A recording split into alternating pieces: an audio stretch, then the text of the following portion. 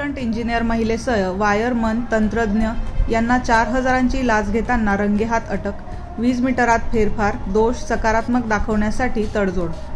वीज मीटरमध्ये दोष असल्याने हा दोष सकारात्मक दाखवण्यासाठी तडजोडअंती 4,000ची लाच स्वीकारणाऱ्या महिला सहाय्यक अभियंता सह लाईनमन आणि तंत्रज्ञ यांच्यावर जळगावच्या लाचलुचपत प्रतिबंधक विभागाने कारवाई केली असून त्यांच्याविरुद्ध जळगाव जिल्ह्यातील फैजपूर पोलीस ठाण्यात हा गुन्हा दाखल करण्यात आला आहे.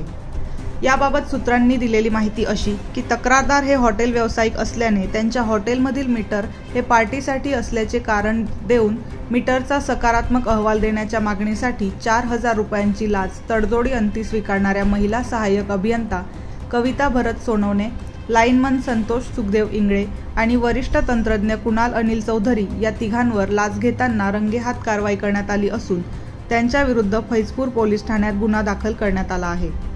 ही कारवाई सौ शर्मिष्ठा घारगे वालावलकर, पोलीस अधीक्षक लाचलुचपत प्रतिबंधक नाशिक विभाग यांच्या मार्गदर्शनाखाली जळगावच्या लाचलुचपत प्रतिबंधक विभागाच्या पथकाने आज दुपारी 2 वाजेच्या सुमारास केली. पोलीस उपअधीक्षक योगेश ठाकूर यांच्या मार्गदर्शनाखाली PSI दिनेश सिंग पाटील, पोलीस नाईक किशोर महाजन, राकेश दुसाने यांच्या पथकाने ही कारवाई केली. 24 लाईव्ह महाराष्ट्र न्यूजसाठी हेमकांत गायकवाड, फैजपूर, चोपडा, जळगाव.